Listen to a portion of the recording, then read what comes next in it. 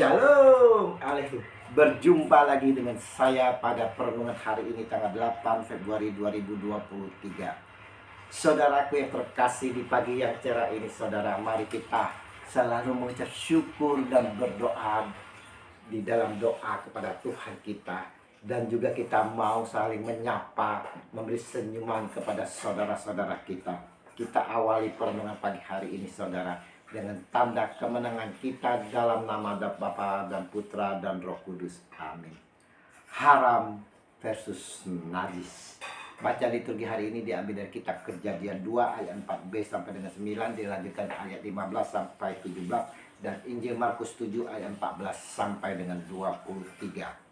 Saudaraku yang terkasih, hari ini Yesus dengan sangat tegas dan keras saudara mengajarkan orang banyak, termasuk diri kita masing-masing saudara. Lalu Yesus memanggil orang banyak dan berkata kepada mereka, "Kamu semua dengarlah kepadaku dan camkanlah." Markus 7 ayat 14. Di sini dikatakan oleh Yesus kepada kita semua, "Dengarlah kepadaku dan camkanlah," saudara. Bagaimana sikap kita saat mendengarkan firman-Nya? Adakah kita dengan sungguh-sungguh mendengarkan, atau justru kita sibuk dengan kesibukan kita sendiri saudara, dengan gadget kita saudara, atau kita kepo melihat orang ke kanan ke kiri saudara, atau mungkin juga kita tidur saudara di saat mendengarkan homili khotbah di gereja. Saat pemerintah menetapkan bahwa kita akan memakai vaksin Sinovac buatan ERT pada waktu itu saudara, kalau kita masih ingat, begitu banyak di luar sana memperguncingkan akan hal-hal dari vaksin tersebut. Ada beberapa elit dengan jelas menyatakan bahwa vaksin bikinan ERT haram adanya dan menolak untuk divaksin. Dan ada juga saudara-saudaraku yang terkasih di luar sana saudara, yang mengharamkan segala macam obat-obat insulin untuk diabetes saudara. Mereka mengharamkan itu semua saudara. Pendapat mereka ini najis, haram.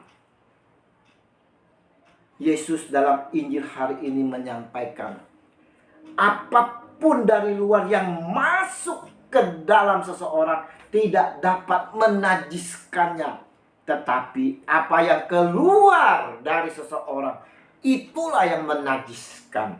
Markus 7 ayat 15. Haram atau najis saudara bukanlah hal yang masuk ke dalam tubuh.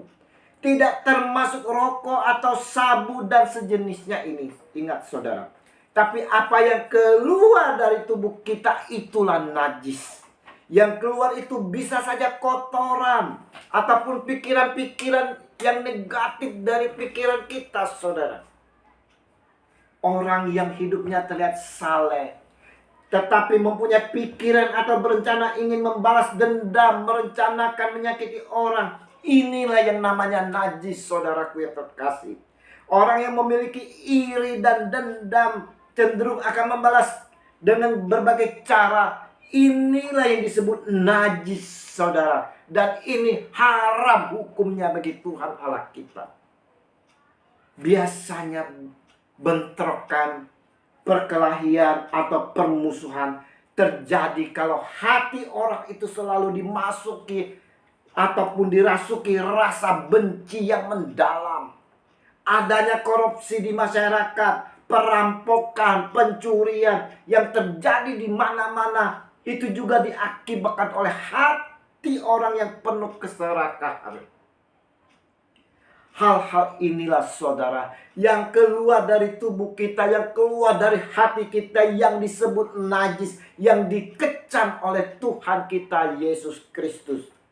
Yesus mengecam hal ini karena melihat orang Farisi dan ahli Taurat yang selalu berjubah putih. Hidup mereka taat dengan hukum Taurat saudara. Namun kalau kita melihat hati mereka sudah najis dan tercemar.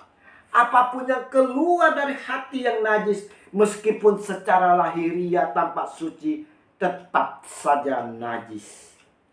Hukum Taurat adalah simbol yang menunjukkan pada Sang Mesias. Yesus menggenapinya melalui karya keselamatannya yang menyediakan solusi bagi kenajisan hati manusia, saudara.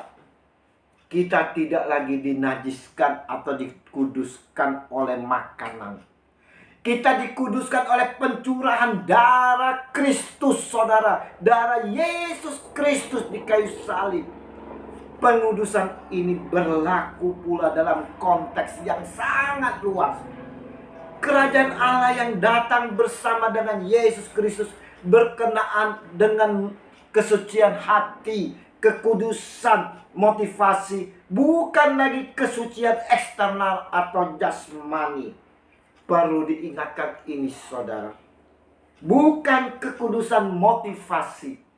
Di dalam kerajaan Allah, kita tidak perlu lagi meributkan soal haram najisnya makanan.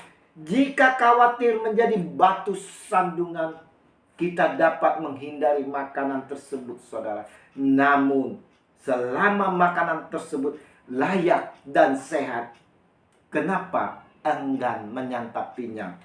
Apalagi santapan itu enak dan lezat sekali, saudara. Rugi kalau tidak kita santap, kalau tidak kita makan. Melalui perenungan hari ini, Yesus mau mengajak kita semua supaya tetap selalu membersihkan hati kita.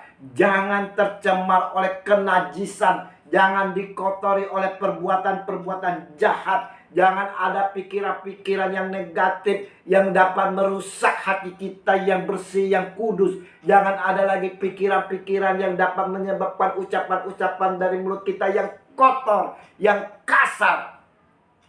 Dan diingatkan oleh Yesus, saudara. Setiap makanan yang kita makan, yang masuk ke dalam, tidaklah menajiskan. Yang keluar dari tubuh kita lah yang menajiskan dan haram. Ya Tuhan, Engkau sendiri telah menggenapi hukum Taurat. Kita semua telah Engkau kuduskan dengan darah-Mu yang tercurah dari kayu salib. Terima kasih Tuhan Yesus atas pengorbanan-Mu. Bimbing dan pimpin kami dengan kuat kuasa Roh Kudus-Mu, agar kami senantiasa mampu mendengarkan dan menjalani firman-Mu kini dan sepanjang segala masa. Amin. Dalam nama Bapa dan Putra dan Roh Kudus. Amin. Shalom Aleichem.